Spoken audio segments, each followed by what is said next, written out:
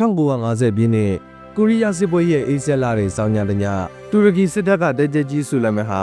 မှောင်မဲနေတဲ့တောအုပ်ထဲမှာတယောက်တည်းကြံရင်းနေတဲ့9နှစ်အရွယ်ကိုရီးယားမိန်းကလေးငယ်လေးတယောက်ကိုတွေ့ရှိခဲ့ပါတယ်။သူမရဲ့မိဘတွေဟာစစ်ပွဲအတွင်းဆုံးမသွားခဲ့ပြီးသူမဟာကြောက်လန့်တုန်ရင်နေခဲ့တာပါ။ဆူလမန်ဟာအဲ့ဒီကလေးမလေးကိုသူတို့ရဲ့တပ်စခန်းစီခေါ်ဆောင်လာတတ်ပြီးအိုင်လာမင်းလေးလို့နာမည်ပေးခဲ့ပါတယ်။ဒီနေရာကနေပြီးလူမျိုးမတူဘာသာစကားမတူတဲ့ဖခင်နဲ့သမီးကြကမြေတာဇလန်စတင်ခဲ့ပါတယ်။အိုင်လာဟာစစ်တပ်စခန်းထဲမှာစစ်သားအားလုံးရဲ့အချစ်တော်ဖြစ်လာပါတယ်။ဆူလမန်ကတော့သူမကိုသမီးအရေးတယောက်လိုကြီးစုဆောင်ရှောက်ခဲ့ပါတယ်။သူတို့နှစ်ယောက်ဟာတရားကိုတရားစကားမပြောတတ်ကြပေမဲ့မျက်လုံးချင်းဆောင်ရုံနဲ့တင်နားလည်ခဲ့ကြပါတယ်။အိုင်လာကဆူလမန်ကိုဘာဖေဖေလို့စတင်ခေါ်ခဲ့တဲ့အချိန်ဟာစစ်မြေပြင်ရဲ့ရဲစက်မှုတွေကြားမှာအနှွေးထွေးဆုံးအခိုက်အတန့်ဖြစ်ခဲ့ပါတယ်။ဆူလမန်ဟာသူ့ရဲ့တာဝန်ပြီးဆုံးလို့နေရပြန်ရမယ့်အချိန်မှာအိုင်လာကိုတယောက်တည်းထားမသွားခြင်းခဲ့ပါဘူး။သူမကိုတူရကီကိုခိုးထုတ်ဖို့ကြိုးစားခဲ့ပေမဲ့ဥပဒေကြောင်းအရာမအောင်မြင်ခဲ့ပဲမျက်ရည်တွေနဲ့ခွဲခွာခဲ့ရပါတယ်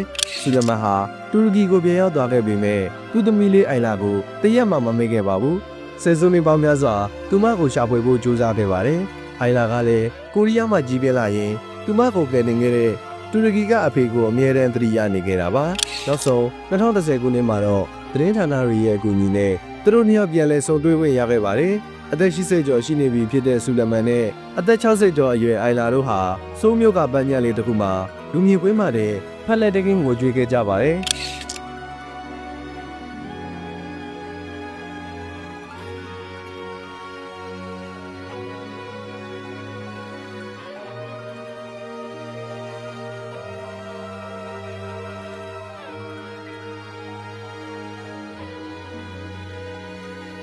ဒီဇလန်ဟာစစ်ပွဲရဲ့အမောင်တူးကြမှာတော့လူသားချင်းစာနာထောက်ထားမှုနဲ့မေတ္တာတရားဟာဘယ်လောက်အထိအင်အားကြီးမှကြောင့်တက်တည်ပြခဲ့တာပါ